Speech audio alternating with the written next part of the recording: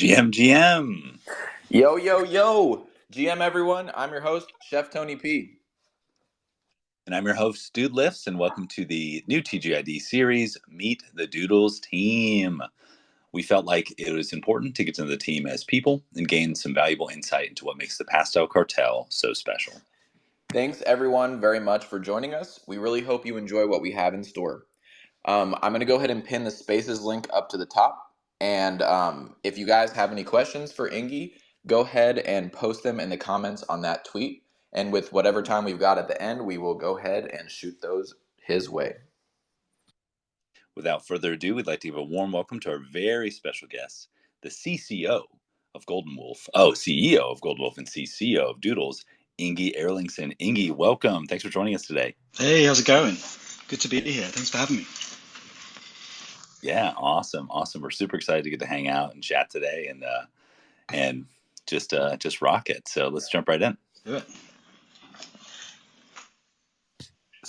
So let's see. Ingi, can you tell us a little bit about growing up in Iceland? That's quite international. Can you tell us a little bit about what that's like, a little bit about your family, a little bit of your history? So I grew up in Iceland and Denmark as well. My parents loved to move around. Like I think I lived in probably like 30 different houses when I was a kid. Because they're just like my dad's like an obsessive like doer-upper, so he would just do up a house and then he'd get bored and then we'd like move to another one. And yeah, growing up in Iceland's cool. I mean, it's a kind of a weird place. It's kind of like a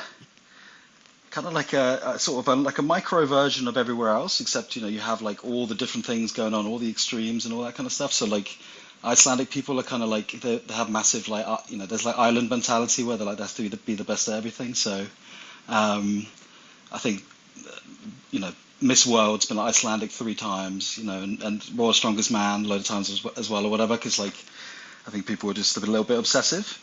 But that, kind of what makes the place kind of cool to be in, people, everyone wants to be something, everyone's growing up, it was like everyone's a rapper or everyone does graffiti or everyone's a singer or whatever, there was lots of stuff going on and lots of stuff to get involved in. So yeah, it's a fun place to be. Like I've not lived there now for like, I think like 23 years or something, but I love going back, but like, it's a little bit too small for me now. Just kind of, I'm so used to the big city thing that a country of 300,000 people is a little bit difficult to acclimatize to. Okay, that's really funny. Tony and I were actually just talking about that before we got in the call. I was like, I wonder if Ingi brings up the world's strongest man thing, because that's in my wheelhouse, right? Like Hafthor Bjornsson and the whole gang. Are you familiar with the like the Husafell stone and all that kind of Icelandic lore? No, what is that? Oh, so it's really interesting. It's this like Icelandic rite of passage where you have to lift up this stone that weighs like 400 pounds, and it was used as the gate for like a goat pen. And apparently, if you pick it up, you're a half sturker, which means half man. Right. If you can walk around the stone, then you're a full sturker, you're full man. That sounds very Icelandic. Yes, And exactly. the kind of the crazy thing about Icelandic history is that it was populated, I think, in the year 1000 by predominantly by Vikings. And all our kind of like the stories and like histories of Icelandic culture before modern times, like it's all like like this landowner had a son and the son killed some kids and everyone said they'd grow up to be a big strong man, and like that's like the education you get. It's like, yeah, these people were just kind of going around killing people for fun, and that's something to aspire to. Although that doesn't happen very often in Iceland, thankfully. That sounds a bit awesome. brutal, yeah. Yeah. Savage. Now, I do have like an interesting phrase. I was at this nouns thing at South by Southwest 2 nights ago, and the girl at the door, she had an accent, and I was like, "Where are you from?" Turns out she was from Iceland. So I was like, "Perfect. I want to get some intel about what I should ask, what I should ask you." And one of the things she came to me with was a phrase called "theta reddast." Can you explain that? What? How do you spell that? Yeah, it's like Theta red dust. It kind of like she kind of described it as like a we're gonna make it through. Like a kind of like a we're all gonna make it kind of story. Oh, yeah. That'ast. There you go. Okay, There you go. Yeah, There you go. yeah. Sorry, your accent was a bit strong. that's okay. The first character in the beginning is not in my alphabet, so I tried. No, no. Most people pronounce it as a P, but it's like a TH. Okay. Yeah, so I also was just kind of curious, like did you grow up in like a rural area or like a metropolitan area? Because I know now you're based in London in the big city. Yeah, so I grew up in Reykjavik, so that is the big city, but I think it's the only city actually in Iceland. There's like towns that are kind of nearly cities, but I think it's the only city. And absurdly, I think something like three-quarters of the nation lives in Reykjavik, and then the rest are just in tiny towns of like 20 to 100 people. I mean, and there's bigger towns than that, but like that's the rural landscape, is they're very small towns. Like little villages, I feel you. That's I guess it's kind of neat that you're from there because like I guess my exposure has just been like people that go like there for vacation to like the Blue Lagoon and like touristy places. Yeah, I mean, that's kind of the weird thing about Iceland, and certainly the weird thing about having grown up there sort of pre-tourists, and then also kind of now kind of post-tourist, or during the tourist era, is that I think they get something like 3 or 4 million tourists a year, and there's only like 350,000 people in the country. So like, there's way more tourists that come every year than there are people in the country, which is absurd. So there's just whole areas that Icelandic people tend to avoid because it's just all tourists. That's so funny. That's so funny. Um, Now I know you mentioned that like everyone is trying to be someone, they're trying to be a rapper or trying to be world's strongest man, graffiti artist. Like, I think we understand that you had a little bit of time as a graffiti artist growing up. Mm. I was just curious, like, what was your tag? Like, how did you get involved in that? What's Ah. your graffiti origin story? So my tag was Ozek, Ozek. Okay. Well, I say it is my tag because graffiti artists never really This man quits. still gets up. Yeah. Okay. Yeah, I did a feature last year, after 10 Uh-huh. years. Um, yeah, so I think I was 14, and like a friend of mine introduced me to it. He'd lived in Copenhagen, and like at least at the time, it was just like every train you see would have graffiti on it. And we had all these books like spray can art or subway art, and like I just got completely obsessed with it. And I think obviously being 14 and sort of around that age, it was like starting to rebel against your parents. Um, you know, not necessarily wanting to do what everyone tells you to do. So it's kind of like we just spent a lot of time like fucking around and running from the police and whatever. And we thought we were like the coolest kids in the world. And then I moved to the UK. I think like, maybe like 2 or 3 years into that.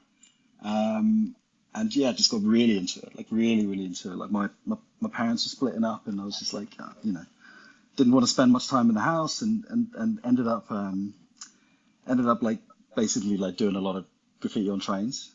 And then after a very productive 6 months, I ended up getting arrested for it and nearly went to prison.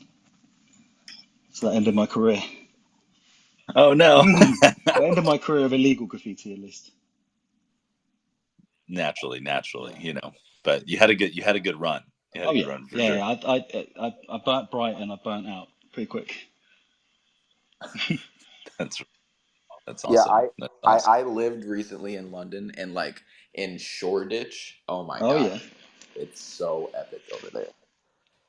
it's everywhere. Yeah, I mean, but you get graffiti tours now because I mean, like we've been in Shoreditch. Our studio's been in Shoreditch for 12, 13 years, and like it was just like graffiti was there because you'd get away with it. Now it's like people come and there's genuine like tourist tours where you can kind of look at the graffiti, and I just find it's kind of that it kind of loses the essence a little bit. Yeah, it's like for anybody that's not been there, it's like it's weird if you see a clean building there. You know, Yeah. you're like, whoa, that thing is like not gonna last very long. There's a bunch of young Ingis running around waiting. Exactly. Wait, wait. Um, So yeah, go ahead, go ahead, Lifts. no, Tony, I think you were going to kind of ask about like education and stuff like that. Do you want Yeah, to so I just kind of take wanted to that? like to take a shift towards like how you went from being graffiti Indian chosen to jump into the University of Creative Art. Could you talk about your transition to there and like how Yeah, school and stuff set you up? yeah. So I I never really thought of art as a career. It was kind of like I had a weird stigma in Iceland. Like it was like the kids that got in trouble a lot or whatever that would go into something like art. It was kind of like a you're not smart enough to do maths or whatever, and then that's why you end up doing something like design or whatever. So I never really thought about it, and then I was studying. I was at college and I was studying like business studies and economics and like maths, and like I was very set on going to university and studying economics. Um, but then my business studies teacher was just an absolute dick.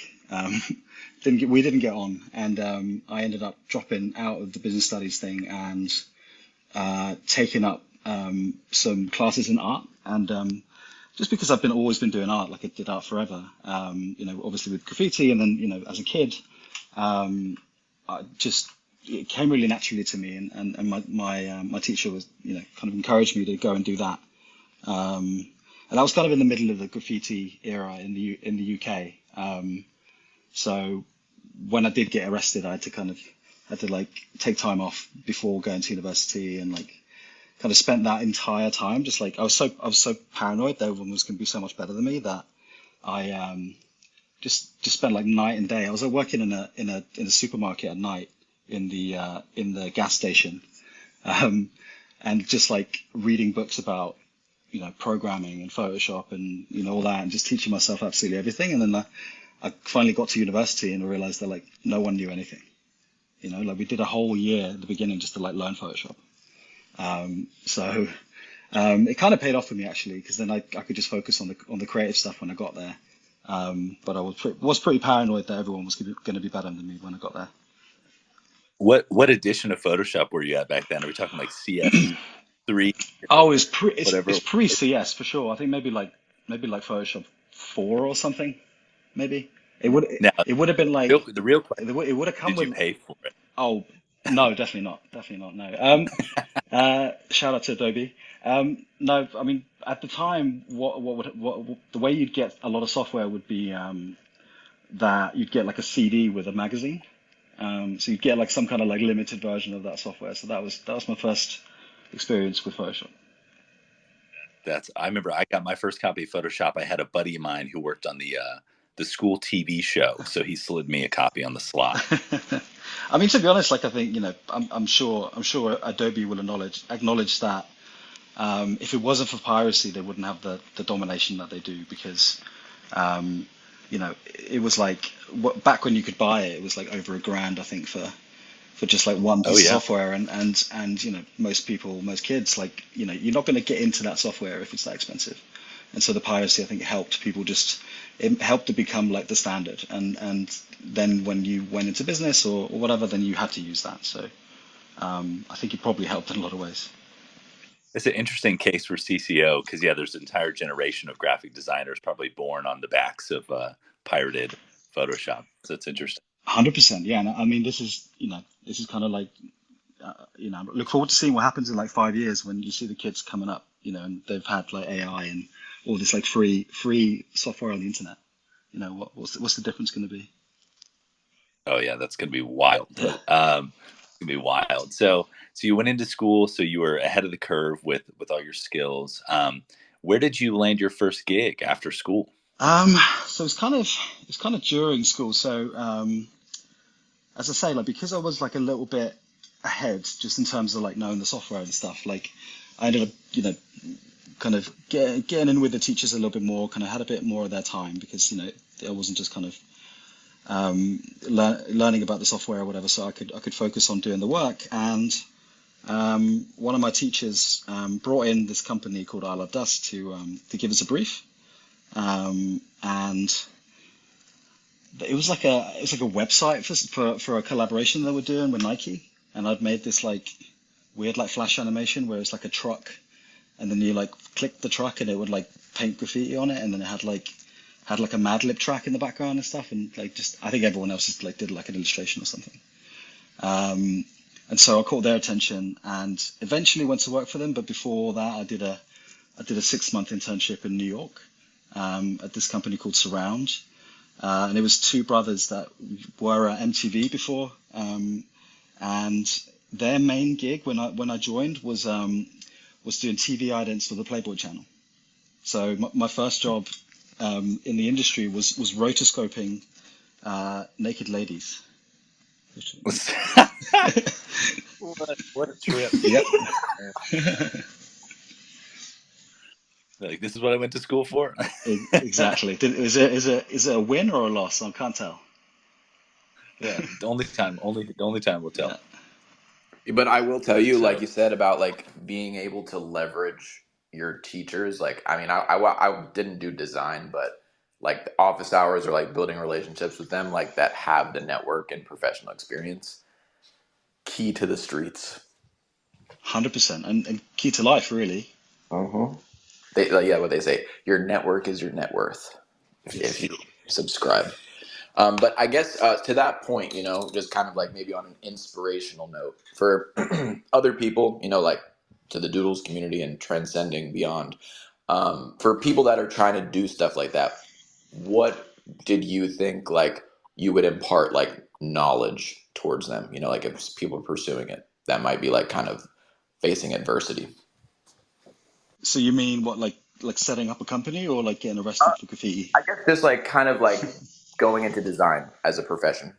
Yeah. I think it's a really interesting industry, and I think that there's the kind of the way of getting in is going to change a lot. I think probably because of AI and what's going on there.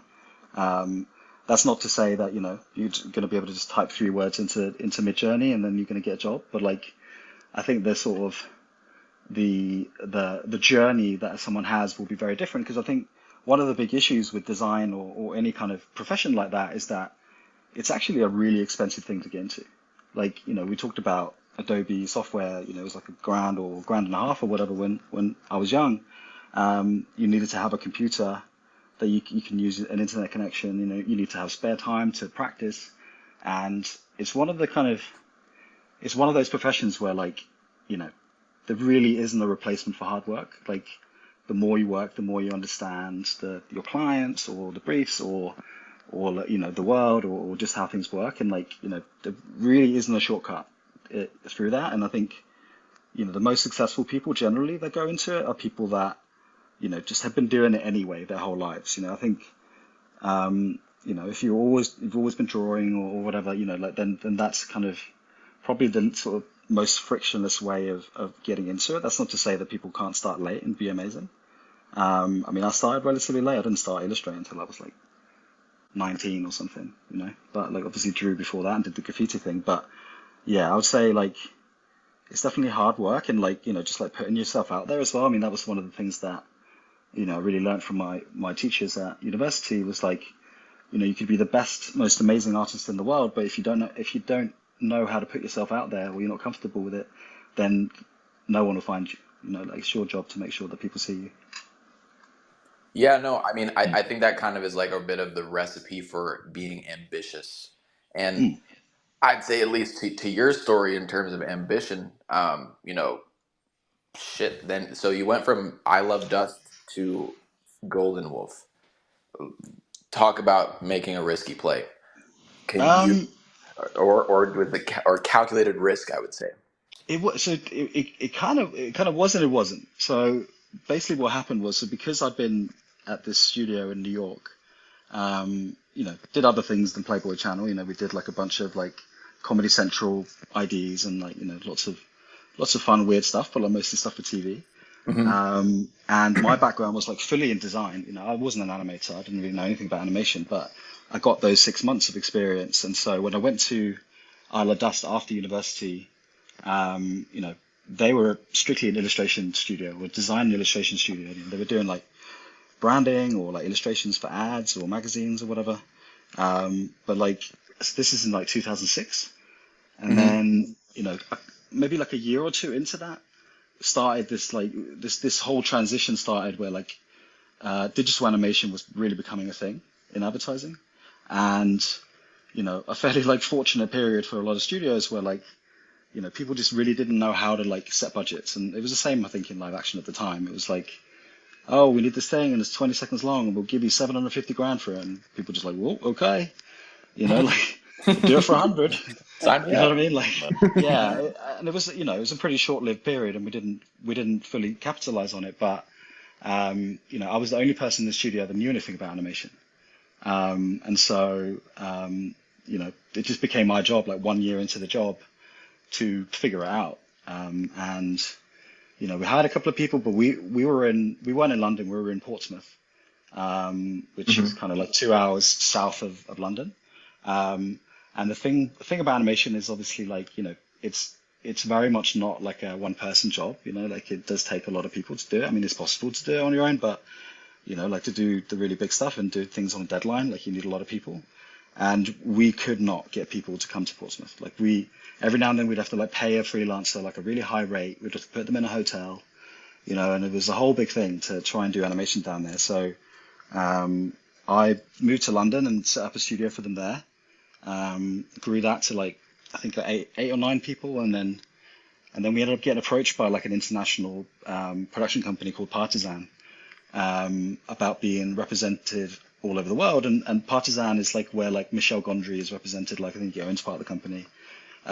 So for us, it was just like, wow, this is the big time. We really need to do this, but contractually we couldn't do it because we were just signed to a whole bunch of people and for illustration, and we knew that we wanted to make a play into like a bigger animation world, but this looked like the opportunity. So we set up basically this like pseudonym for essentially for me, which was Golden Wolf, where I would go and direct ads, but like other companies would animate them for us. So like I spent some time in Sweden doing like a CGI raccoon for a phone company or whatever, a bunch of stuff like that. And then it just got to a point where the Golden Wolf stuff was so busy, and the Isle of Dust stuff was really busy, and we were just like, well, this isn't going to work. Like both things can't happen at the same time. And my bosses were like, we know you're going to leave because you're running this whole thing and you can do it on your own. Can we just make a company together? And so we made Golden Wolf the whole of their kind of animation side of things. So very lucky in that sense that like, I did build a studio within there, but I never had to like quit my job and like, do it all on my own. I did have the support of the rest of the studio until we set that up. And yeah, so then and then over the next sort of, I think it was like 3 years, like my other partners ended up getting bought out by other people, and then it was just me and Psyop, who were our partners. That's really interesting. Yeah, it's almost like the company kind of grew behind you, like you never really had to put yourself out on a limb or walk the plank because it was just like happening. That's kind of cool. Yeah, I definitely. I mean, I feel like the whole thing's been walking the plank, to be honest. But like, that's fair. That's fair. That's fair. but yes, yeah. In the traditional sense, no, I didn't have to do that, which I'm very, very, very fortunate for. That's a fair point. Going into like art and design, just in general, as a career, a little bit of walking the plank. Yeah. Now, can you tell us a little bit about the name? Like, what's the story behind the name Golden Wolf? Where was that born from? So often wanted to like make up some really fanciful story about doing ayahuasca in the jungle or whatever. Yeah, I was in Peru. Yeah, I was in Peru, and the shaman said this. So basically, like typical, like me and my business partner, like emailing each other names. The main thing was that like what we really didn't want was to do something that sounded like anything else. And at the time, there was like Golden Wolf just sounded like ridiculous as an animation studio. And most other, a lot of other companies were just called like so and so productions or like something design, or you know what I mean? Like it just, it sounded like the thing that it was, and we really wanted it to be kind of ambiguous in the sense that like we kind of wanted it to be able to be anything, and we wanted it to feel a little bit mysterious. And like originally we were talking about like never ever showing anyone's face, and every photo of us having like masks on or whatever, but we never really followed through with that. And I think that was probably for the best. You guys wanted to be anon? What's that? You said you guys wanted to be anon before it was cool? Yeah, Yeah, Hipster. yeah. But we didn't follow through with that. I think it was probably for the best, to be honest. It would have been a lot of work. Um, but yeah, like Golden Wolf just felt like it felt different and like kind of like against the grain a little bit at the time. I mean, there's a few companies now that have similar names, um, but it also like my kind of as long as the name isn't something that really sounds like the thing you do, I feel like a name is something that you grow into. Like people, I don't think people look at a name and think it's cool because the name's cool. They look at the name and think it's cool because their perception of you is cool. So we wanted something that like had the room to build that because if it sounded like something really familiar, then you would already associate it with that thing. No, that's cool. I guess that leads me to what I was curious about because Julian, I think last week mentioned that just with Golden Wolf doing doodles, he thought it was so cool because Golden Wolf has this culture and this vibe, and like even the offices have like a tone and a culture. Is that something you saw from the beginning of creating Golden Wolf? Like, you want this to be more than just a animation sweatshop, more or less. Like you wanted to have a brand identity. Yeah, I mean, our thing's always been that you know we like I say, like I didn't come from like any other experience, so like everything we did, coming up was kind of made up, and one of the things that I really never wanted to fall into was this idea of like massive hierarchy or like only the director can have a say or like, only the people at the top are allowed to have ideas and like our identity or at least internally was always that like great ideas come from anywhere, anyone can contribute.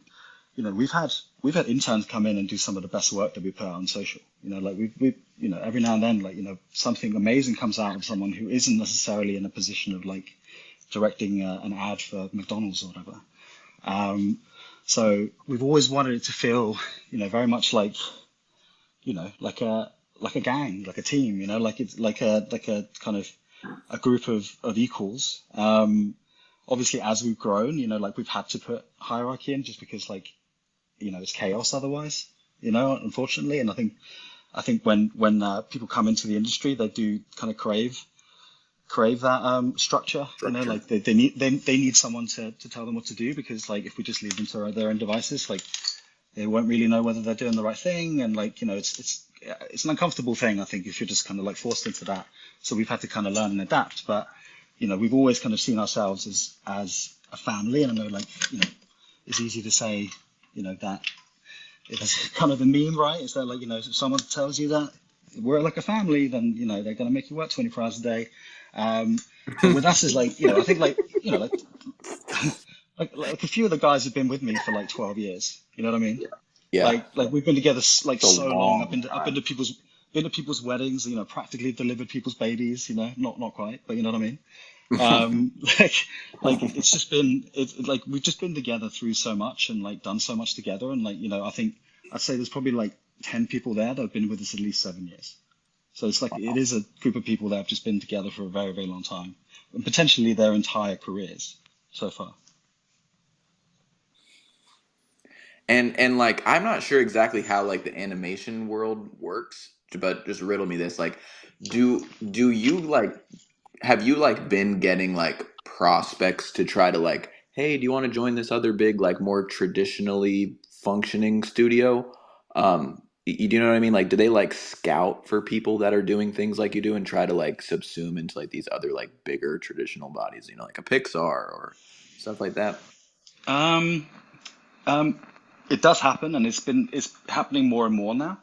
Um, I mean, we're the company that bought a share of us a while ago, PsyOp. Like that was kind of a thing like that, even though we were never absorbed or like we were never kind of officially part of the company or anything like that. We just had a mutually beneficial relationship, Hmm.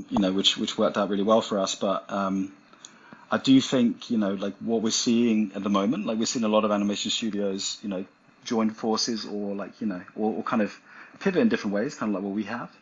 Um, Partly because, the industry is changing very quickly, and partly because, like there's stages to the animation industry, and like sort of, very distinct groups that you might not see from the outside. So, you've got like commercial animation, which is where we are, and then you've got your Pixar's or your animation sort of production houses for long form, and the way that they work is very, very different, like very, very different. Like we can, long form studios, might produce, a minute of animation for 20 grand, whereas we might produce a minute of animation for $1 million. Like it's such a different process, and it's not just because like everyone's getting paid loads, but it's because like every single frame, every single drawing gets so much detail and love put into it that it just takes a team of sometimes up to 100 people for one project, for like a 1 minute project. Whereas if you're doing long form, like there's if you work in TV, for example, like on certainly on some properties, it's just like you might, as an animator, you might get a shot and it's a certain length, and you're just given a deadline. You say, well, you're going to finish it by tonight, and whatever state it's in, we're just going to have to put it in because we can't kind of labor over it. Whereas, sometimes we'll be kind of going over the same shot and making it perfect for 2 weeks. And that's just a different way of working. We couldn't possibly do a TV show of 20 episodes a year with the process that we're doing now. But that's okay because that works really well for advertising. But for the other stuff, I think you need quite a different model. So go on. No, that's wild. We were talking with some animators a little bit back, and we're like, yeah, like how much do you think this is going to be? And the response was like, well, how good do you want it to be? Like it's just like we can spend as much time or money as you want on this animation, and it can get better and better or worse and worse. Like it's really interesting. But Yeah, so I you mean, would sorry. go ahead. I was just going to say, I mean, I think obviously like people talk about like how much money like movies are or whatever to make, and sometimes you hear like $500 million or whatever to make Avatar or whatever. You probably spent $1 billion on that. But like on ads and things like that, I mean, there's companies out there, like some of our clients, like Supercell, the gaming company, we were like one of our best clients over the years, and like they produce like, I don't know if you guys play Clash of Clans, but they must have Clash of produced Clans, hell yeah. like they must have produced like 100 of those spots, right? And every single one of those spots would be like at least $2 million. Like the spend Wow. on quality content is like insane. But then obviously in return, you look at how many subscribers they have. They have 3 million, 4 million, 5 million. That like some of the spots that we've done for them, probably altogether the spots that we've done for them have had over 1 billion views. So like they're labored over, but obviously the ROI is there, and obviously that translates into people playing the games.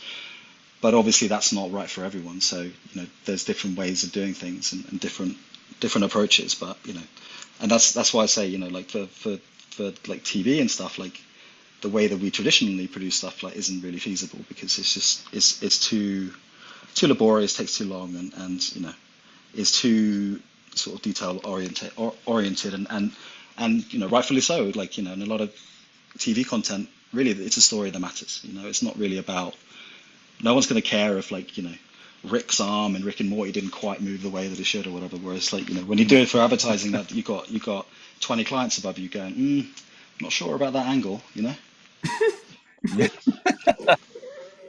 That's really funny. I guess so. I mean that's there's a lot to unpack there. Just like the value of the ad spend on that's crazy. I'm curious though, with some of the work that you've done over the years. I think we saw in an interview that you may have reimagined the Powerpuff Girls intro and the DuckTales intro at some point.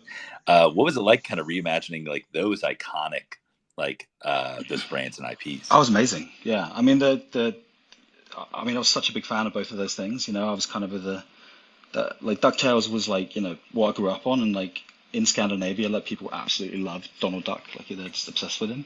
And I had like I collected Donald Duck magazines when I was a kid, like I was really obsessive about it. Um, and yeah, to be able to do the do the opening titles of the show that you literally grew up on was kind of surreal. Um, although I didn't watch many episodes, to be honest. Like it's kind of like it's a weird thing. It's like, I can't watch myself back. I won't be listening to the space back. You know what I mean? I don't really like. I don't like watching watching stuff back too much. But yeah, and Powerpuff Girls. I mean, that one was really interesting because we we actually made a music video for the opening titles. So instead of it just being like the usual 30 seconds, we made like a 3 minute long music video, and then that was cut down to be 30 seconds for the opening titles. And the style was like completely different to the show. So we were able to do like a sort of like a really mixed media thing that was just so different from the original. And then the show looked different to that. That's awesome. No, I can only imagine just like what that phone call was like, hey, do you want to like take a crack at this? Like, oh, my inner child is smiling, Yeah. like so cool. Oh, it's insane. I think Tony, did you have some questions about Golden Wolf maybe in the music video they're working on? Say that one more time. You kind of the music studio. So Ingi, so I found out that you guys are doing a music studio, right? I know Mm. that Doodles it's got stuff with music. What's going on with that? Yeah. So I mean, it's kind of interesting. So I mean, Doodles came to us at a time when like we were about to evolve quite a lot.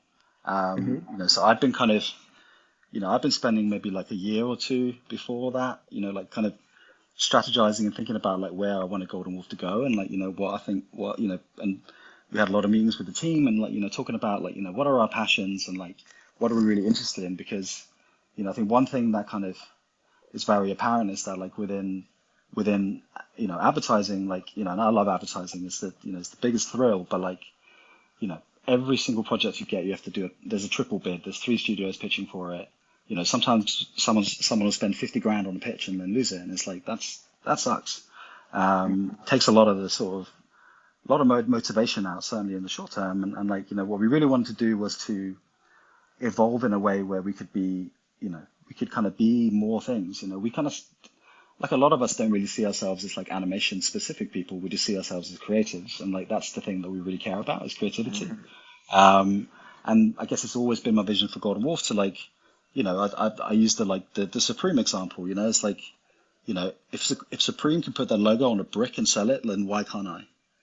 You know what I mean? Like we should be able to just do Straight up. anything, and yeah, and so Versatile. that's yeah. So that was kind of like that was the thing that kind of made it, sort of started our transition into like thinking of other things. And so the bunch of things that are already in the pipeline, like the AI studio that we're building, and we were kind of looking to long form because we've been speaking to every streamer or studio we'd either work with, or they'd come to us and said like let's let's know if you've got any ideas for TV shows, or or if you want to develop something together. And like that was something we were taking very seriously, and kind of thinking about developing out. And then a friend of mine, so we did a lot of work for Disney, for their XD channel, back in the day, over several years. And we also used to work with Skrillex a lot. And Disney one day was like, "Hey, do you think we can get Skrillex to do the music?" And just like, "Sure, yeah, I would ask." And then basically his manager said, "No, we can't get him on it, but let me recommend this guy to you." And that guy is called Fonat, or Michele. And he did a load of really good work for us. We really hit it off. He was in LA, and whenever I was out there, we'd hang out. And then he moved to London, and then hung out even more. And he just ended up doing like all of our music, like we just do like personal projects just so he could do music for it. And like he'd be like sending me tracks, and sending me like unreleased stuff or whatever. And I'm just like, man, this is so fucking good, man. You should release it. And he's like, nah, it's not really my style or whatever, but it's cool. And I was like, well, can I release it under my name? And he's like, yeah, you can. And You're like I'm like, white no, no, no, label, no, no. I'm baby. joking. I'm joking. Yeah, yeah. So I'm like, no, no, man, I could never. And he's like, he's the nicest guy in the world. And he was just like, I'd let you do it. And I'm like, no, I really couldn't. But I was like, why don't we start something? Why don't we do something together? Because, we like working together, and we're always doing stuff. And yeah, so we've been just slowly building a team, and, we're building towards like a proper launch. And the idea behind it is kind of twofold. Like, again, like with Golden Wolf, we wanted to be able to be anything. Not just like, we do this for ads or whatever. Like, so the idea is that, we do music for advertising and content and gaming or whatever, made by recording artists. So people who are kind of releasing music, and like, we have a lot of connections in that world. Obviously, Julian and the guys at Doodles obviously have very, very good connections in that world as well. And we speak advertising and we speak music, so we can kind of hopefully connect those two worlds, and help people connect with really cool artists that they can work with.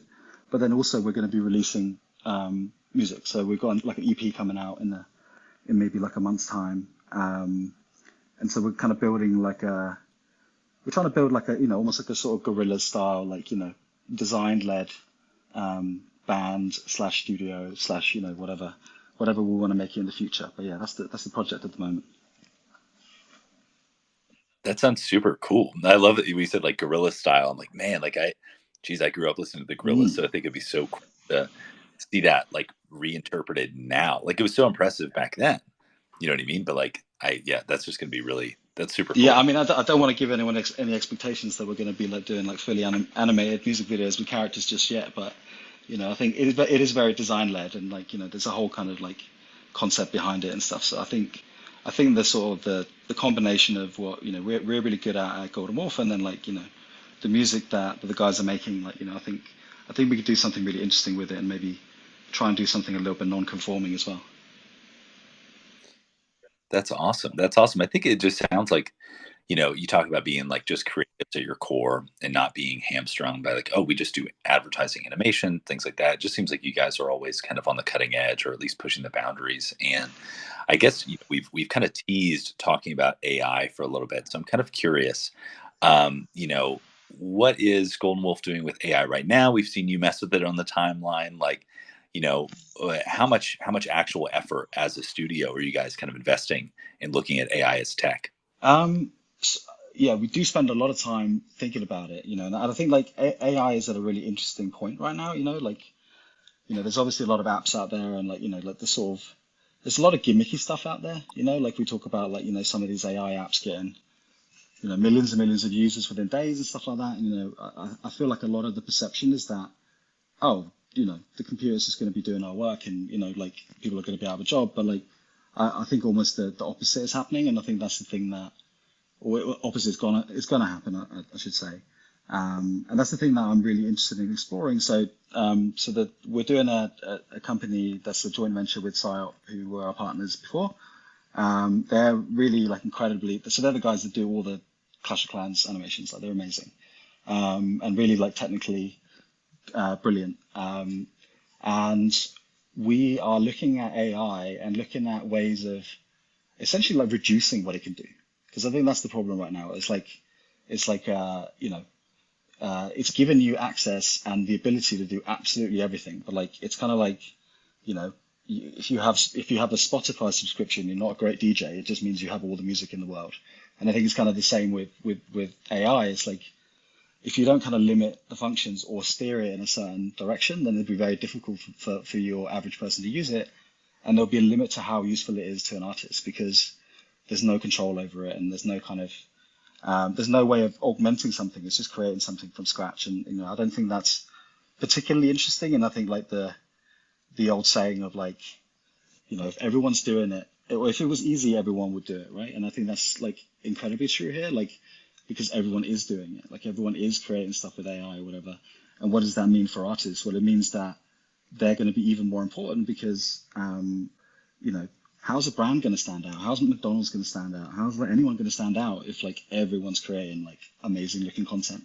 You need to be doing even better stuff, and sort of stuff that can really kind of like stand out amongst what is going to be in a really noisy environment. Like we're probably going to get to a point very soon where you're going to have platforms like YouTube where like anyone and everyone can just go in and just like speak speak to the computer or speak to their phone and make a movie, and they're mostly going to be bad. You know what I mean? And so it's like TikTok, right? It's like there's going to be so much content. Some of it's going to be good, most of it's going to be terrible. And to stand out, you really need to understand how to stand out, how to do good, thoughtful stuff.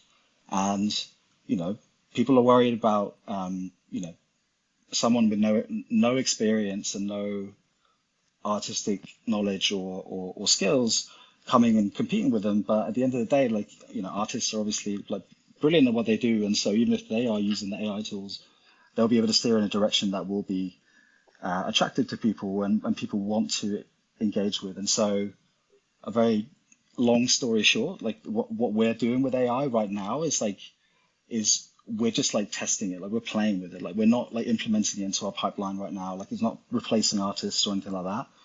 We're like trying to build, we're building apps and experiences and like tinkering with storytelling methods and trying to figure out like how we can create something new. So we're not like we're not just kind of, the line isn't like, hey, you can produce the same content for a quarter of the price. Like that's not really what we're interested in.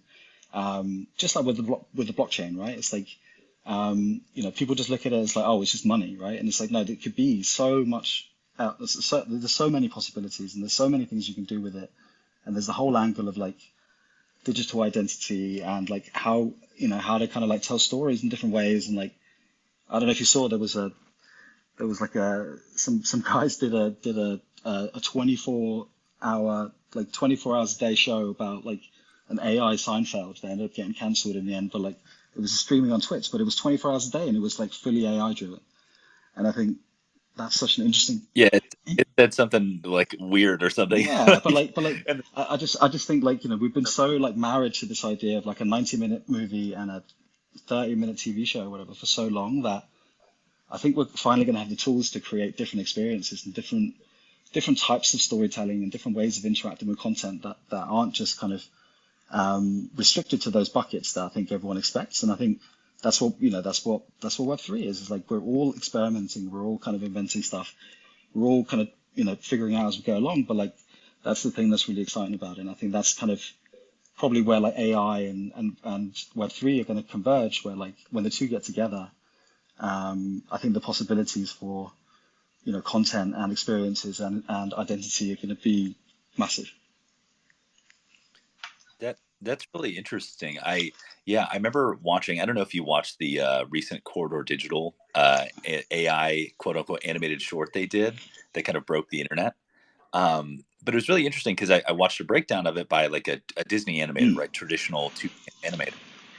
And he said something to the effect, he's like, this really isn't that much different than anything we've been doing for the past 50 yeah, years. He's like, they shot it in the reel, like to get reference, and they just used AI to generate frame by frame tracing of the thing. He's like, at one point we did that on yeah, paper. He's like, and then we started doing that on Wacom tablets, then computers, and now there's a program that traces out and rotoscopes the yep. person. So it's like, it's not that much different from No, what we're doing. no, exactly. And I think that's kind of the thing is that certainly in my world, that it's very polarized in terms of who likes AI and who doesn't, and I really genuinely understand both sides of it.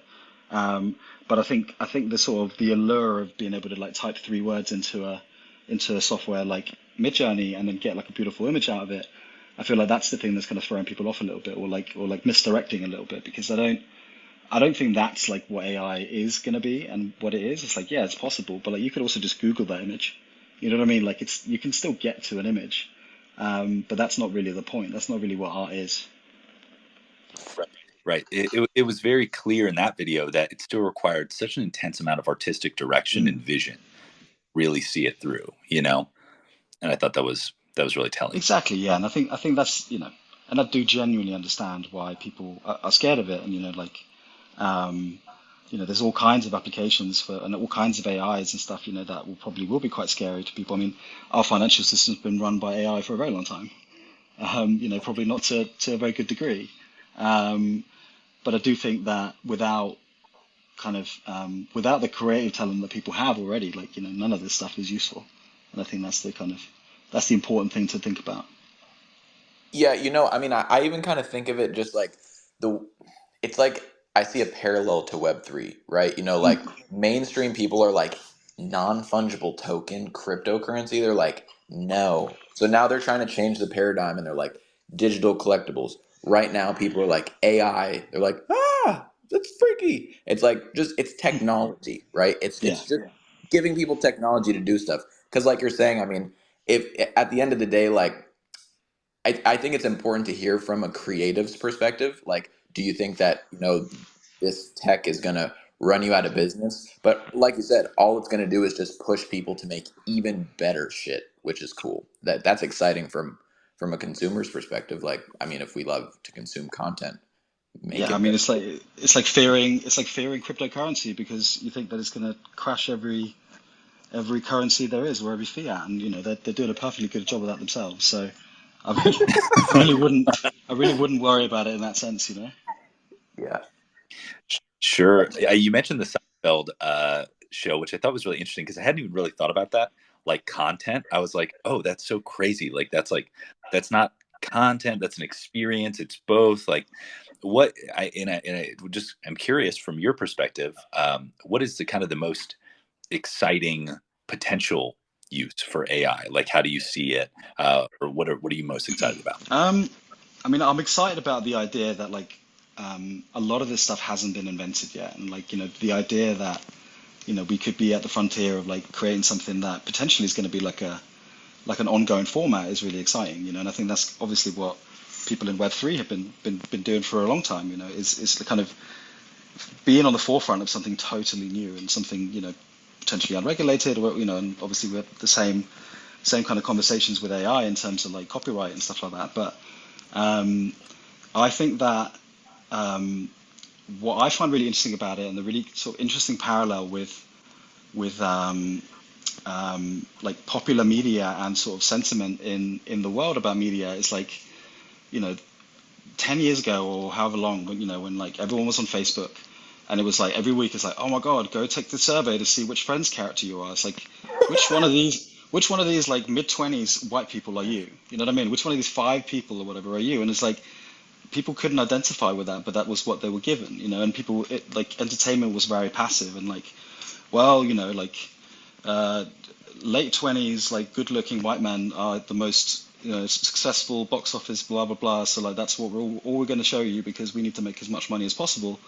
And things are changing, and attitudes are massively changing. And like Little Mermaid being black, of course there was some bad reactions, but like kids crying about the fact that they can see themselves in something, and like I think that says a lot about society and about identity. And I think that AI has the potential to, on one hand, put you in the experience. It could be you in the film, or it could be your character, or your digital identity, or your doodle, or you could just decide what kind of people you want in the movie, or what kind of movie it is, or whatever, or what your entertainment is. Like I think you're going to have more options and more ways of interacting with things. And of course, you're still going to watch a movie or a TV show. Like it would be a lot of work to have to decide the theme and the concept of every single thing that you watch. But like, I think the options are going to be there, and you're going to probably gonna have like a version of TikTok or whatever where like the content is like super suited to you, and maybe you're seeing content that no one else sees. Maybe it's just made up for you. Wow, that's really interesting. I mean, I hadn't even considered that it could potentially not necessarily like tackle, but just improve upon like the inclusivity model, like you're just saying. Like, we see that um, because we're so focused on like how can studios more represent like equally everybody, but it's like imagine if you could plug yourself into that, like then you can very literally see yourself. That's really interesting. I guess I don't know. I made a tweet the other day. I thought it was kind of interesting. There was Delta worked on this thing called parallel reality, where everybody who was standing in the terminal, when they looked at the screen, they saw their own personal data. And I was like, how wild would that be? As if you went to the movies and each person sitting in each seat, like let's say use Doodles for example, saw their own doodle as the star of the show. Like that's just like I don't know. For me, that was like this crazy, I like mean, mind blowing I moment. mean, it's funny actually that that thought did cross my mind. Um, and just yeah, in terms of like kind of applications for things. I mean, yeah, that screen technology is like crazy. I don't really understand how it works, but I mean, like you could literally do that. I don't know whether you could be able to do it in a whole movie theater because of the amount of people, and I think you need to be at like a really specific angle to see it. Um, but yeah, I mean, you could for the sake of argument, do that, or like, I think one really interesting application is, which I think many people have been trying to crack is like, like you go to a store or you go to an online store and you're like browsing some clothes and you're like, yeah, this looks cool, but this model is like, a 10 and really slim and muscular or whatever, and that's not me. So like it looks good on them, but how's it going to look on me? Whereas like there really isn't much of a barrier now to being able to go on any website where you buy stuff and be able to just see it on you. Hmm. No, that's really interesting. I guess one of the things I've been thinking about too, and maybe I don't know if you guys are thinking about this at Doodles, and we can certainly jump into doodling in just a little bit. Like with Doodles 2 coming out and all the characters, I'm assuming being kind of like motion rigged, like could those characters be like reinterpreted by AI to be in different scenes and different experiences, like in a more fluid way than or like in a real time, as opposed to these like pre-programmed like skits, if that makes sense? Yeah, so I mean, in the way that it's being made currently, like there's certain applications of that that you could do, but we're very much, I'm very interested in figuring out like how to leverage AI to first of all, like kind of let us do interactive storytelling in a way where like no two people are going to see the same thing. Like it's going to be customized to potentially your doodle has a built-in personality or a voice or like a certain thing that makes that doodle different. And creating ways to tell stories and do experiences that are interesting and engaging in a different way, like that as you say, like away from the sort of stereotypical stuff, even though I think the stereotypical stuff is definitely going to be a focus as well. I don't think we're not gonna not do that, because I think that is a way to reach a very large pre-made audience or an existing audience in TV channels and stuff like that. But I think like it would be a massive shame for an innovative company in Web3 working with blockchain technology, inventing stuff and creating their own future alongside all their peers, to then go into like a really basic Web 2 direction, doing exactly the same stuff as people have been doing for decades. I think like it's really important for us to look at animation and content in the same way as we do the technology behind the NFTs, in the sense that like we don't want to just do like the norm or whatever, because that's expected and easy, but like I don't think it would be particularly interesting. Like, look at Pixar, right? They're not Pixar because they make great movies. They're Pixar because they made the software that makes the movies. They created that. And so, we want to kind of approach it in a similar sense, where we're exploring this emerging technology to be able to tell stories that challenge what it is to tell a story, and challenge the way that things are done. That would be the sort of the ideal outcome for me, with all the stuff that I'm working on.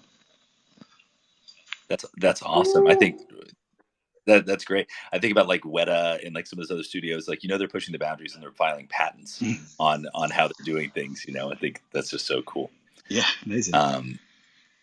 So yeah, on the topic of doodles, I think let's jump right into it. Tony, you want to get us started talking about doodles? Absolutely. The moment we've all been waiting for. Yeah, so I guess, Ingi, the way that we found out about the Golden Wolf acquisition was through our friend Art Dude, who like kind of like put two and two together, like saw you were wearing your doodle, and we're like, and we were just like, you know what? If you're right, you are like on some superhuman stuff, and he was. Um, and I guess he found out that you guys had done like the Doodles 2 trailer. So could you just tell us a little bit about like how you got introduced to the team, and like started working with them originally? Yeah, so and shout out to Art Dude. I accidentally liked one of his posts suggesting it was Golden Wolf, and I saw it straight in the Discord. I was like, fuck. Yeah, so when was it? It was like, it must have been like March or April last year. So Alfie Motion, he works in our industry, is a really amazing animator, and he's based in London as well. I think he might have been based in Brighton at that time. And they needed someone to do the trailer, and Alfie was a fan of Golden Wolf, and reached out to Sammy to see if we'd be interested, and we were. And yeah, I think we did it. I think we made that trailer in like 5 weeks or something, which is like a third of what it should have been. But like, normally you need a lot of time for these things because the clients just love to give you feedback. But like these guys were just amazing to work with. They were like constantly available, and and the back and forth was pretty minimal, so we were able to move really quickly. And then after that, we just carried on talking. There was stuff that content that they wanted to talk about, and we're kind of trying to figure out or making some projects work, and then we were kind of at the stage where we wanted to figure out like a retainer style situation, and then Julian gave me a call and was just like, listen, really like working with you guys. We don't trust anyone else with our art. Like you guys get it. Could we do something? More than just like work together. Can we bring the two companies together or whatever? And yeah, and then me, Dottie, and Sammy went out to. We were going to Art Basel anyway, but obviously, kind of lined up pretty well with this. So we hung out with the guys. We went to Doodle Pat. As you can imagine, probably like the most stressful, crazy time for the guys, but like, they literally gave us like all their time. Never once felt like they had to kind of run away to like sort something out. It was just like it was amazing, how good they were, and how welcome we felt, and we really kind of it just felt like they were the same kind of people as us, like we just got on instantly, and really aligned on our goals and things like that. So yeah, after that, we were pretty sold on the vision. Yeah, I mean, I imagine, yourself, Golden Wolf was essentially your baby. You put, a decade of your life behind this. Like the calculus of deciding to team up with Doodles, like that must have been a pretty big decision.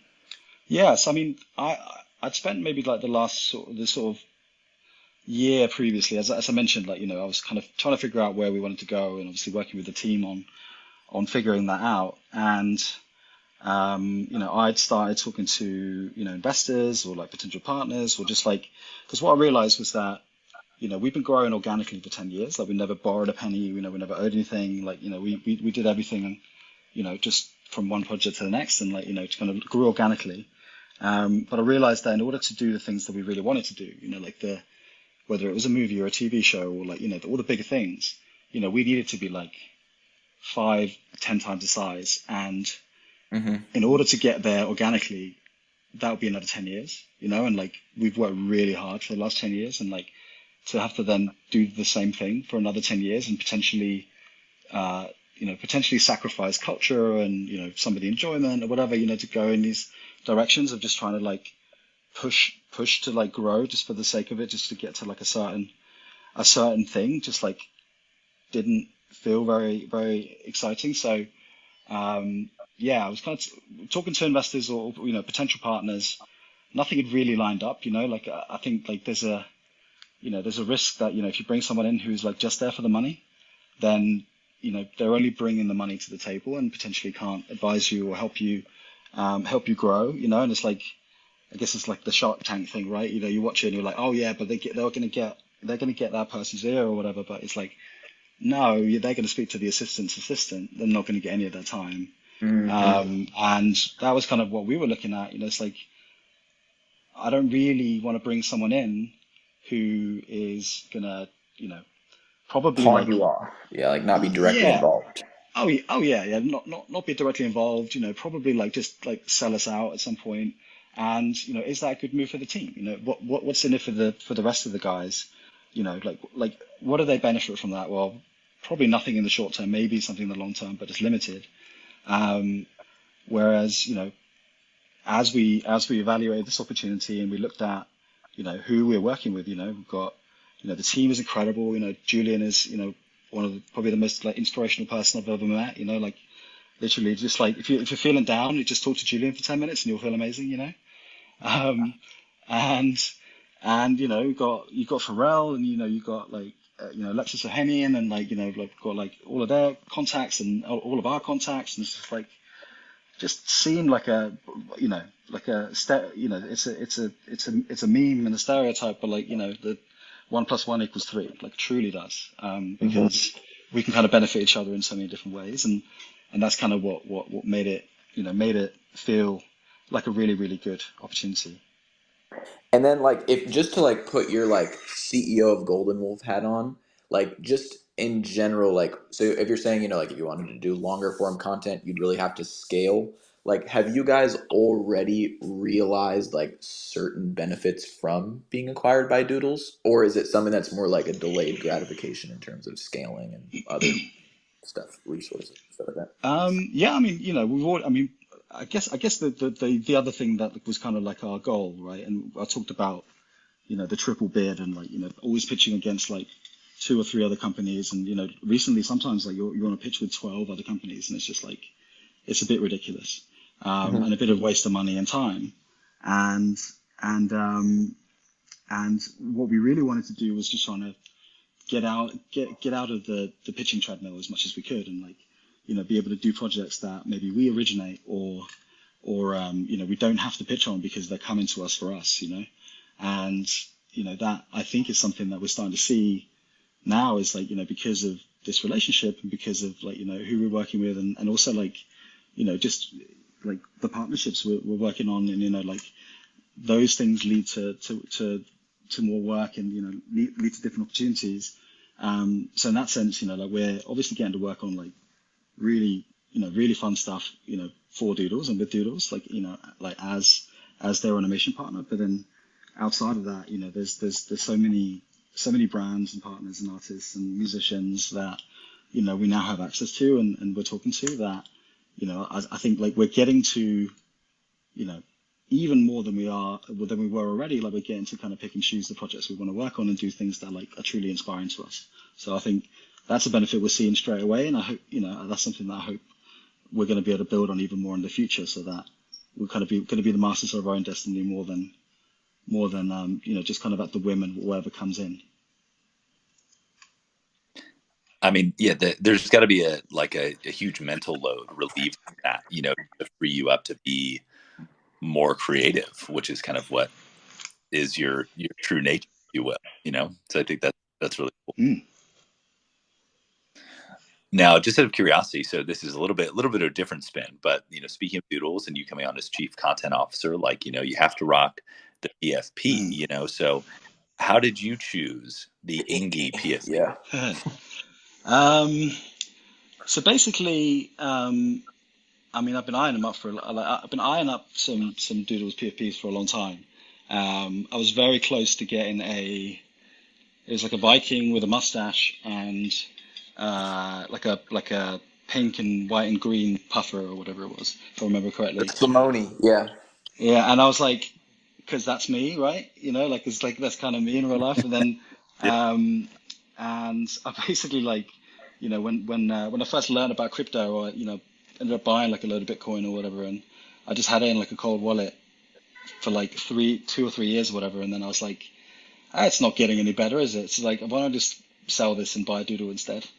And so I just went on OpenSea and like just started browsing through, and it was like, probably went through like most of them, and it was like that one, I just kept coming back to that one, like it's just really simple, it's got like a couple of colors, like just enough, and like I like the sunglasses thing, it's like a little bit unavailable, like um like sometimes you just want to be, like behind the screen or like not outside or just stick your headphones in or whatever, and like it just kind of felt like a fit. So I really like it. Yeah, I will say with like the Doodles color palette being so poppy, I really do enjoy white traits on the Mm, OGs because it just like it boom, like it's so distinct, it like mm. juxtaposes. It's fresh. Yeah, I really like some of the ones that are like just like all one color, like the background Monochrome. and the skin and everything, like just all one color. They're really cool as well. Yeah. the Under great, this the great yeah, under this black puffer, I'm pretty transparent as well. But you have I to mean, Oh my take gosh, me to I mean, dinner first. the funny thing about that is like, and I'm sure this is I mean, it's a probably pretty common thing in the design industry, but like, I like my wardrobe is like Homer Simpson's wardrobe. Like, I only have black clothes. Like, I don't wear any colors, and so my digital identity is like bright pink. You know what I mean? that's awesome. No, it's like, yeah, I mean, talk about like self-expression. You just can be whoever you want to be. Like, Yeah, and I love like the little touch of like, yeah, like I got these sunglasses. So, sometimes I like to be a little mysterious. Like, yeah. it's funny the way we kind of interpret the traits and make them personal. Like, I just think that's super cool. I had a question. So this is more as Ingi, Chief Content Officer. So, I think there's just been a lot of talk. So I apologize. It's a little bit of a longer question, Huh? but a lot of talk around different projects talking about like holder empowerment. right? And as far as I can see, like we're seeing kind of like three main strategies emerge. We're seeing kind of licensing opportunities, like in official content or products, like something like VFriends or Pudgies was doing. We're seeing creator empowerment tools, like maybe to monetize their own content, like the meme machine, maybe from Seals, and then maybe the last one maybe being loose commercialization, like CCO, Mhm. right? Like kind of like free reign, do whatever you want.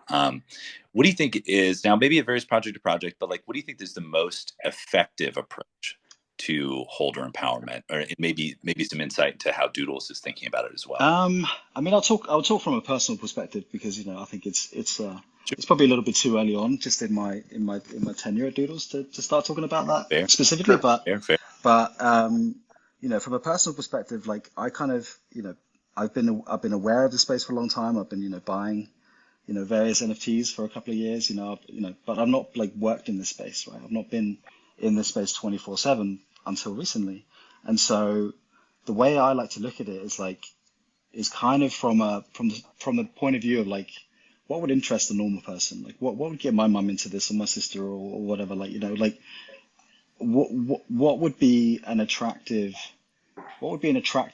utility or use for this character. And obviously we've got two sides of that coin, right? We got use, so it's like can we play in a game or can we put in a movie or whatever.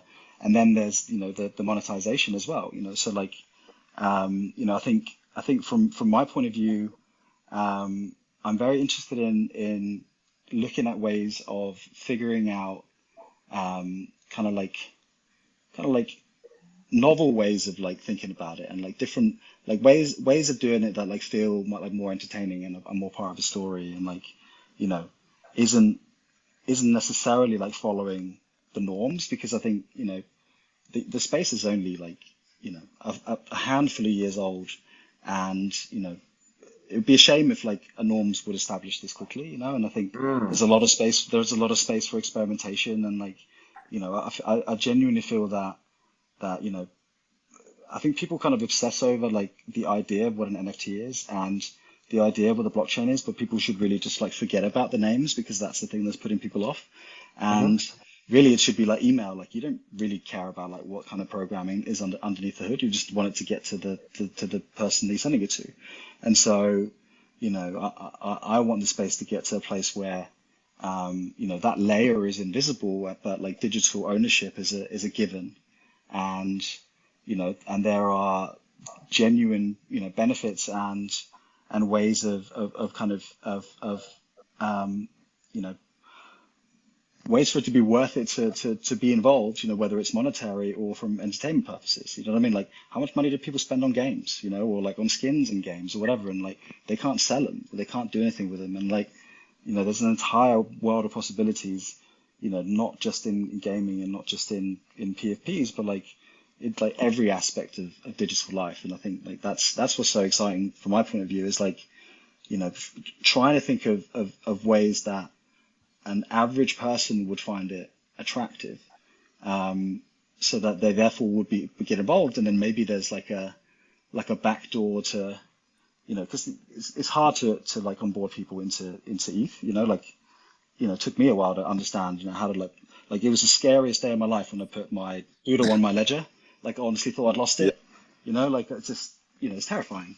And so, you know, figuring out ways of, maybe there's like one way for your normie, like, my mum to like be involved. And then maybe there's like some kind of, link or bridge or whatever. And, I'm just using these terms like a layman because I'm not like super clued up on the technology, but like, you know, sure. like ways of kind of like feeding back to that ecosystem and that, that space or all the spaces, like I just think that I love the creativity in the space and I love the sort of, the variety of things that are possible. But like, I would hate for there to become like very A rigid and generalization. yeah, Yeah. exactly, because we're just not there yet. And Sure. there's space to play, and let's make some fucking really cool things and make them so cool that like the average person needs to get in. And like that isn't obviously isn't like everyone come in and buy a $200,000 JPEG. Like that obviously isn't the general entry point. But as with anything in life, like like you can buy a Lamborghini or you can buy a Skoda. You know what I mean? Like there's going to be different entry points for absolutely everything, and I think the same is true for this space. And people are starting to come around to the idea that digital items, whoever you are, like digital items have value. Like if your family photo album disappeared tomorrow, like would you care? Of course you would. You'd probably pay any amount of money to get it back. So that digital asset means something to you, and I think those those kind of uh, those kind of thoughts and ideas or concepts will kind of proliferate and become more and more important, especially as the sort of Gen Alphas coming up. I think digital ownership is just going to be a natural thing to them and built into everyday life. Well, and I like what you're saying about, let's not let norms be established so quickly because the space is so young. I, yeah, it would be kind of a shame to be like, oh yeah, like if by this point you haven't made plushies yet, you're really, screwing the pooch, like as opposed to leaning into uh like as opposed to leaning into what's possible, or what, like you said, like hasn't been even invented yet, like new forms of storytelling that can only be facilitated by blockchain technology, things like that. Yeah, I mean, you could, If I, if I, you could have a, and I'm kind of, I'm making this up because again, I don't know enough about the technology, but I think I know enough to say this that like, you could have a character or a set of characters or whatever it might be that like over time develop a personality and then over time becomes like the thing that people want to interact with or watch or like or maybe there's like a Truman Show style online show where like people can just like watch it 24 hours a day like they do with gaming, like with esports Like and stream. and there's going to be like people making shows on YouTube that's like summarizing what happened in the last 24 hours because no one can watch it for 24 hours or whatever, and it's like that can't be done without blockchain technology. I mean, it can, but then it's like it's very isolated and it's not very personal. And I think that the idea of like an ever evolving but immutable digital asset or personality or brain or whatever it might be that kind of develops using AI and blockchain is something like that has like endless potential for loads of different things. And I just think like we're barely scratched the surface of what blockchain can do. And now with AI, I think like it's just going to get ridiculous. So I'd love that. I love seeing what's going on in the space. I love see all the love seeing all the inventiveness and stuff that people are coming up with. And I think that we're probably going to have our like chat GPT moment. It's going to be something where you're like, oh shit, like everyone needs to be doing this. And that might be AI and blockchain together. Who knows? hmm. And talking about the kind of 24-hour Truman Show kind of thing, like just makes me think about, like doodle storytelling, and I'm sure in your new role, like that's a big part, as the team crafts the doodle story. Are they, looking at some of the community created lore? I'm thinking about things like Finn's Beach Bar, Doodlifts Gym, the Wizzy Ministry, like.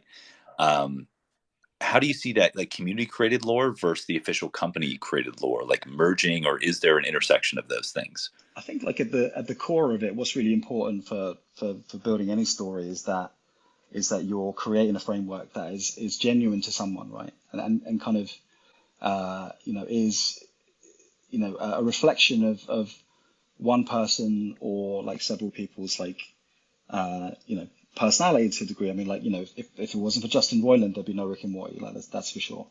Hmm. Regardless of obviously what he's done since.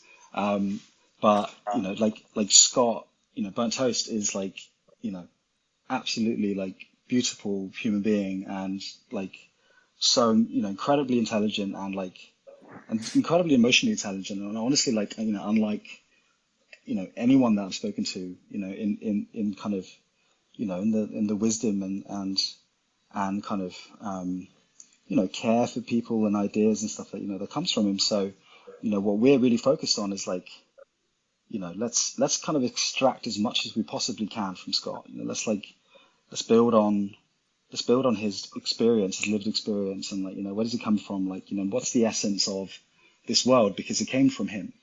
And then once when we have that essence, and I think we're pretty close to having that essence, then we build on that and kind of build everything from that, and and so the kind of the the short version of the long answer is like, I think that the core needs to be like, it needs to be Scott, and it needs to be, Evan and Jordan, and you know what I mean? Like, it needs to Mhm. have the essence of what this is meant to be.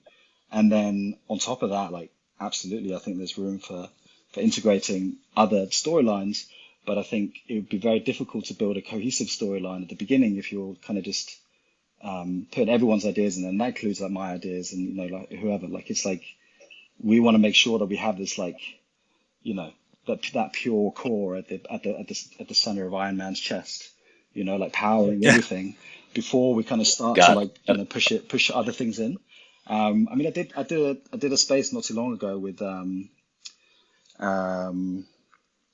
Patron and Jeremy Nation and a few others, um, and we were talking about the idea of like where are the characters going to come from, and where do personalities come from, and like I was saying, like the thing about digital identity and these spaces and Discord, and like you're seeing all these people, but like they're behind their character, right?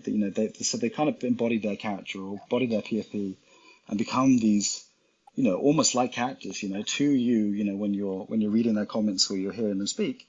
And I definitely see a future where like when like an actor says, where did you find the inspiration for your character? And it's like, well, it was my neighbor who's a total dick, and a little bit of my grandma, and you know what I mean, and like those types of things. Whereas like we have this like wealth of community to draw from, and like all these different personalities, and you know what I mean, like, and they, I'm not saying like, we're going to do like for like, this character is exactly this doodle, and they just are their personality, because that's not really storytelling. That's just like a documentary. Mhm. But I do think that we want to draw inspiration from some of that, and we very much want this to all be something that is genuinely relatable, and you know something that brings joy to people. Because I think uh, above all, like obviously the art is super joyful, but like are really certainly from my perspective, and I know Scott's perspective as well, and a lot of others, it's like how the world is like not great a lot of the time. Like, how can we like improve everyone's lives by like 1% or 2% or whatever? Like, what can we do to like create content that improves people's mental health, that makes people feel good?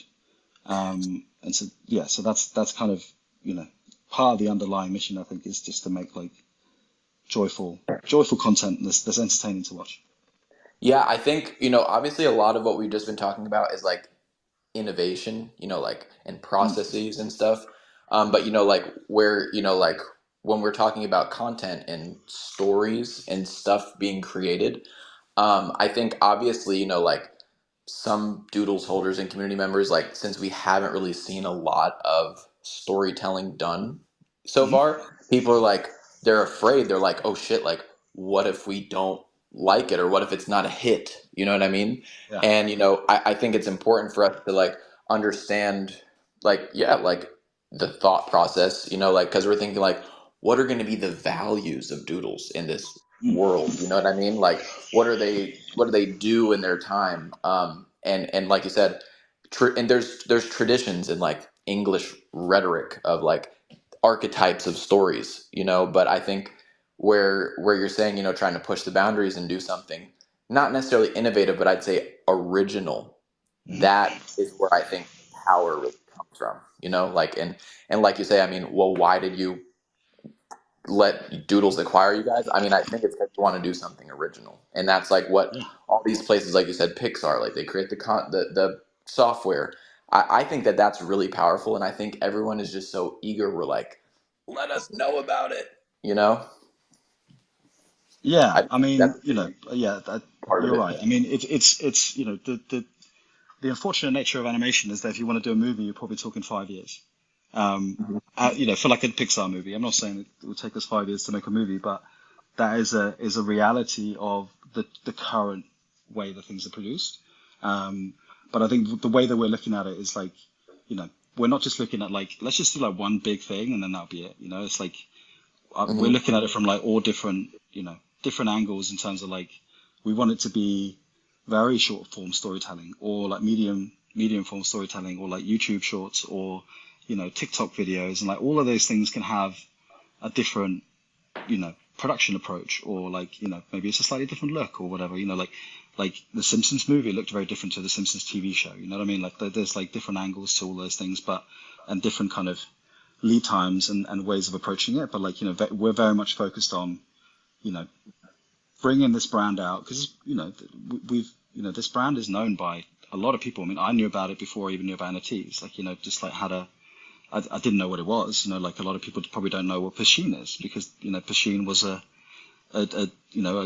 GIF on the internet, and then it became a sticker on Facebook, and then all of a sudden everyone knows what it is.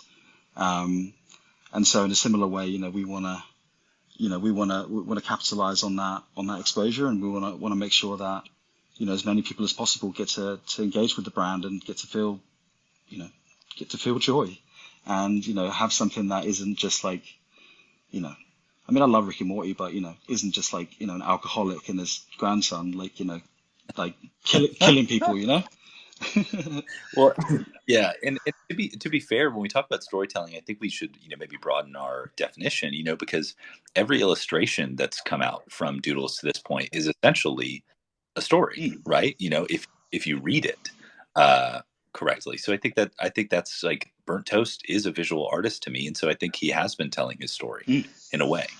Absolutely, yeah, and that's I mean, it's one of the things that's really exciting for when we are working on animations or artwork or whatever. It's like every like stroke of the pen like means something. Like we're like really quite careful about what we put in. Like normally it's just like, oh hey, the client wanted it to be a room with a sofa in it, so just like put some pictures on the wall or whatever. But like with this is like, all right, like what exactly are we going to put here? Because everyone loves you know inspecting it and reading it and go like, oh, is this teasing something? Is this just mean the thing? Does it just does it just represent the thing that it looks like, or is there more meaning behind it? And I think that's not something that we're used to from our world. Apart from a couple of encounters with conspiracy theorists. Um, Yeah, but but like that's a really exciting element of it. Like to actually be able to you know impregnate an image with so much content and story in a way, like where like art historians are interpreting a painting from 1,000 years ago that probably didn't mean anything, but we can actually kind of put that meaning in and have fun with it. Yeah, I mean, sometimes by limiting the medium, you force your hand to be more intentional. Mm. Like when the doodle map first came out, I was like, huh, that's interesting. And I think Austin said something in a chat. He was like, look at what's, written and not written, Mm. Anon. And I was like, oh, wait. And then I started like diving we into do a it. And little next thing I know, Easter egg. Yeah, for sure. And yeah. and like you said, I mean, in terms of being intentional, like people do like look with a fine tooth comb to make sense. Even with like the stuff with the Genesis box, wanted to take more time to make the wearables tie into the lore, and Mm. that's just the thing, right? I mean, we get like little manifestations of it, like, but it's good to like see your candor of calm, like seeing where and knowing where it's going. To be like, you're not like, oh shit, like sweating bullets, like, okay, guys, you're like, how's it going? You know. You didn't see me before the call. Just got a paper I'm in an bag. ice bath as we speak. Yeah. Yeah. No, no. I mean, I said this to someone on Discord this morning. Um, my confidence in this is high enough for me to bet my entire company in 10 years of work on. So I, I think we're going to do incredibly well, and we're building some incredibly good stuff, and we have all the opportunities to do absolutely brilliant things. So I don't worry so much in the short term, but that's not to say that I don't care about the short term, but like certainly from a long term perspective, I don't have any worries. I think that's a totally valid, and I'm glad you said that. You know what I mean? Because I think that's one thing that we have to look at the bigger picture here. It's like yourself, yeah, you bet your company 10 years of your life on this mission. We just talked to Julian last week, who is CEO of Billboard Records. Who's bet the farm, bet the family on this mission too. So I think that should be like we should appreciate the gravity of that for what it is. You know, I think that's really, really cool, and I'm glad you said that. But yeah, and in the interest of time, I know we did like we are running a little bit over, so we want to be like cognizant of that and not make you lose whatever meetings and stuff you've got going on. Um, we really do appreciate, you know, getting to crack into your thought process. And I do just want to say, like, just from a community member standpoint, Ingi, like, you've been such a breath of fresh air to the community. Like, I love how you're active around and really like immersing yourself in us. You know, like I definitely feel like you're a doodler. And it's powerful because it's fun as fuck. You know what I mean? Like you're really cool. And I feel like, you know, like you're definitely someone who I'm like, we need to hang out, get some food. Thank you, man. I really appreciate that. I mean, yeah, honestly, like I kind of feel like, if I wasn't, if I wasn't in there, or if I wasn't, fucking, buying wearables or buying socks or whatever it is, Mm-hmm. how can I sell it if I'm not living it, right? Like, how can I represent this community and not know it or understand it and not like just post memes in there and like make weird AI apps or whatever? You know what I mean? Like, That Yeah. is the obviously, recipe right there. That's yeah, deep. That's deep. That is like boom. Like we're gonna clip that for sure. Like I'm telling you, Me, that's the it's me, essence right there. it's the memes was the classic. time. I'm not just a CEO. I'm also a customer. Yeah, memes was the whole time. I'm a real Uh, boy. Yeah. yeah, a couple rapid fire questions before we let you go. Yeah. Speaking about being in the community, Mhm. so uh, first rapid fire question: what is your Grail doodle? I love a skelly. Ooh, that was quick. Ooh, That was quick. or okay. or cat. Oh, Ooh. Skelly or cat. Mm. Okay. Now, what would be your Grail wearable? You know what I really want is like the the the big puffers. Ooh, the Like puffer up. the like Okay. is it what's it called, the puffer, or like not the one I've got, but like the really puffy ones. I really like The them. Yeah, the puff. cozy puffer up. Yeah. Yeah, like I'd wear them in real life. Montclair type ways. Yeah. Yeah, Canada exactly. I love Goose. that. Yeah. I love that. All right. Now, what would be a dream brand collaboration for Doodles? Oh, dream brand.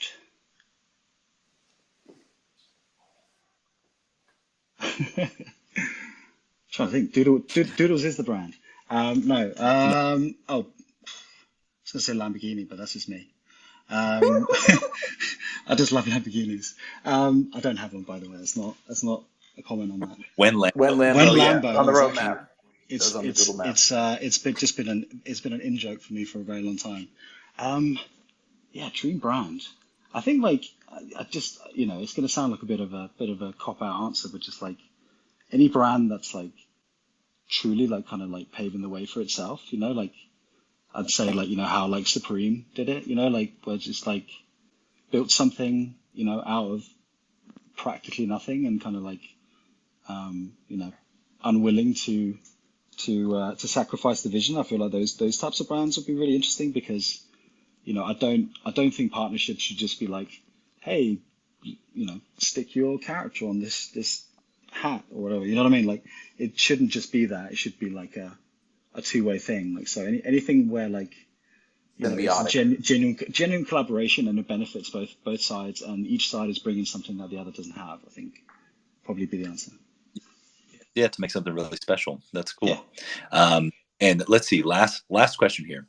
What city would you like to see Doodles go to next?